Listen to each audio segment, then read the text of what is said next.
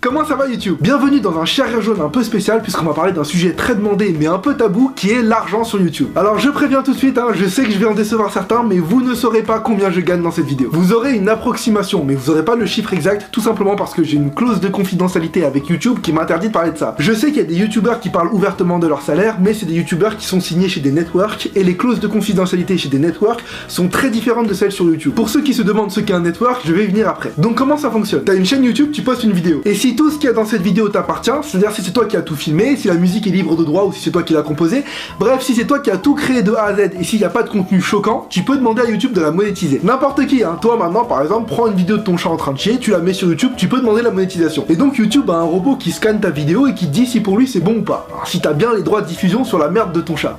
Et si c'est ok, le bouton $ vert s'active. Des pubs commencent alors à passer devant tes vidéos et tu vas pouvoir gagner des revenus grâce à ça. Alors avoir les droits sur tes vidéos c'est évidemment très important, parce que si tu les as pas et que le robot s'en aperçoit, il y a trois possibilités. Soit on te bloque la monétisation, soit on t'oblige à supprimer la vidéo, ce qui est quand même très rare, soit on t'autorise la monétisation mais l'argent va au détenteur des droits. C'est ce que tu peux voir ici, parce que dans ma vidéo sur le basketball, j'utilise un extrait de Kobe qui appartient à la NBA. Ça veut dire que des fois tu peux regarder une pub qui passe devant une vidéo, mais l'argent ne va non pas aux youtubeurs mais à d'autres structures, comme la NBA, le mec qui a inventé la musique du Harlem Shake, ou les maisons de disques, etc. Ce qui est plus ou moins normal. Je déconseille très fortement, mais alors à tout le monde de mentir au robot en disant qu'un contenu vous appartient alors que c'est pas le cas. Parce que 9 fois sur 10 il va vous cramer, vous allez vous manger un strike, et au bout de 3 strikes, votre chaîne est supprimée définitivement. C'est foutu, vous pouvez plus rien faire. Même moi, si ça m'arrive et que j'appelle direct YouTube, ils vont me dire non, casse-toi, on t'avait prévenu, de toute façon on a déjà supprimé la corbeille, allez dégage. Donc quand tu as un problème de droit d'auteur, soit tu avoues ta faute, soit tu fais comme moi, t'enlèves discretos la monétisation, et comme ça au moins t'es sûr qu'on va pas te supprimer la vidéo. Et alors c'est là qu'interviennent les networks. Un network c'est une boîte qui est un espèce de réseau, avec des accords, par exemple la NBA ou les maisons de disques, pour te protéger des droits d'auteur en échange d'un pourcentage. Ça veut dire que quand t'es signé chez un network, généralement toutes tes vidéos sont monétisées,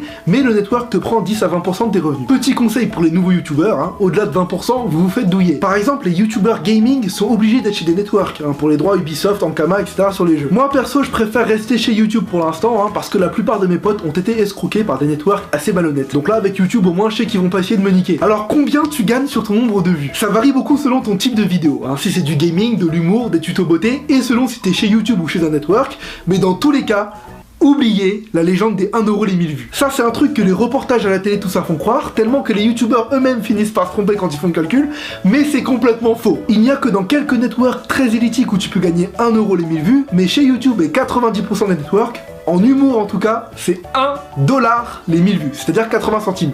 Depuis un an, grâce à vous avec mon petit frère, on fait à peu près en moyenne 10 millions de vues par mois, ce qui est un chiffre absolument astronomique pour nous. Mais est-ce que ça veut dire que la chaîne génère par mois 10 000 $, c'est-à-dire 8 000 €?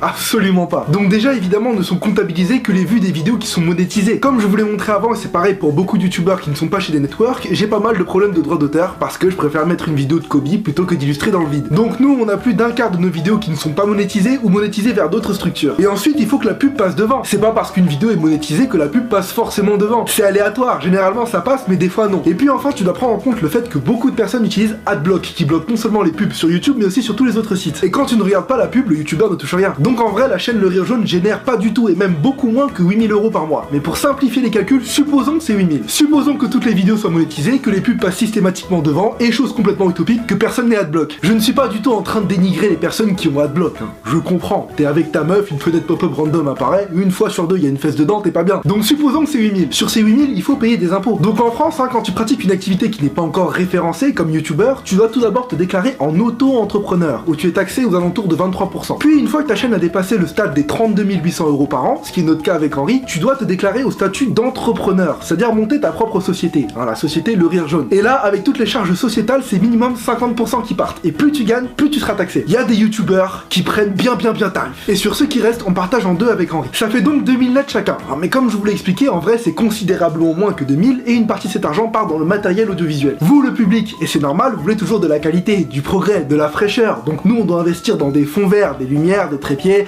une meilleure caméra, un nouvel objectif, des micros, des déguisements, etc. Ces dépenses-là, on peut les faire passer en frais de société pour déduire un peu des impôts, mais bon, on déduira pas grand-chose. Et donc sur ce qui me reste au final, hein, ça me suffit pour vivre. Je me retrouve à peu près dans la même situation que quelqu'un qui touche le SMIC, mais qui n'est pas imposé dessus. À la différence près que bien entendu, faire des vidéos sur YouTube, c'est pas une labeur, hein, c'est un énorme kiff. C'est du travail aussi, hein, ça demande beaucoup de temps et de la rigueur, mais on fait ça par passion et on se marre de ouf quand on fait un sketch. Alors du coup, le problème c'est quoi? C'est sur le long terme. Là, en tant qu'étudiant, j'ai aucun problème à l'avouer, hein, je me mets très bien grâce à YouTube. Mais j'ai pas encore de loyer à payer, hein, j'ai pas de femme, donc j'ai pas encore de Kevin Tran Jr. Sur le long terme, comment je peux demander à ma banque un emprunt pour acheter mon propre appart si j'ai pas de fiche de paye et que mon salaire n'est pas fixe? Bah oui, puisqu'il dépend du nombre de vues. Hein, l'été par exemple, quand on est tous en vacances, que moi je poste pas et vous avez autre chose à faire que d'être devant l'ordi, je gagne des cacahuètes. Je vais pas dire à mon banquier de septembre à juin c'est bon, mais pour juillet et août, t'inquiète, fais-moi confiance, je vais me démerder. Ça fonctionne pas comme ça, il va me dire rends-moi le chéquier, va te faire enculer. Je peux même pas louer un bon truc en étant mon propre garant, parce qu'aucune agence veut d'un mec qui n'a pas un salaire minimal assuré. Donc que ce soit pour Henri ou pour moi, il y a une vraie question d'un point de vue financier qui se pose. Dans un an après mon diplôme, hein, j'aurai le choix entre devenir ingénieur, c'est-à-dire bosser pour une boîte française à l'étranger, très bon salaire d'expat garanti pour les 40 prochaines années,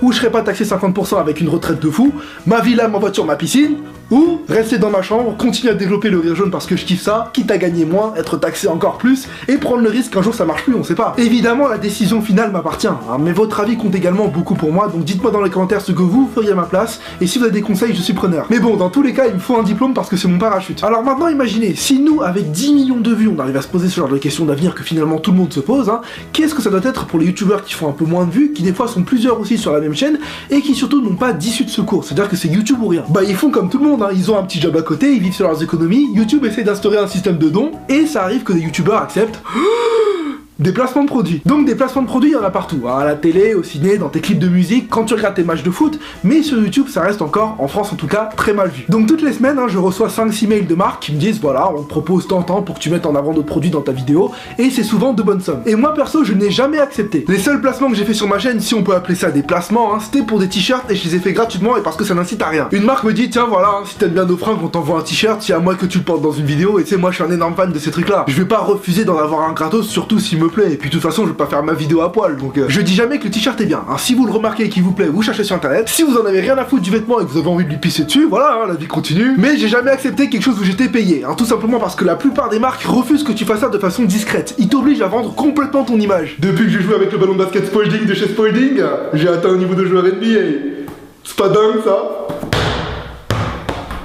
Alors après, faut pas avoir du placement de produit partout, hein. C'est pas parce qu'il y a une marque dans une vidéo que forcément, hein, généralement non. Ça, c'est pas un placement de produit pour Kana. En plus, juste à côté, il y a leur concurrent Glénat, donc je vais vous donner une technique très simple pour savoir si quelque chose est un placement ou pas. Si dans la vidéo, à un seul moment, on critique ne serait-ce qu'un tout petit peu la marque, c'est pas un placement de produit. Généralement, les marques veulent que tu leur fasses une bonne deep throw. Par exemple, certains d'entre vous ont pensé que ma vidéo sur la meilleure blague Carambar était une pub pour Carambar. Je peux comprendre. Il y a le logo sur la miniature, ça attise les doutes. Mais dès le début...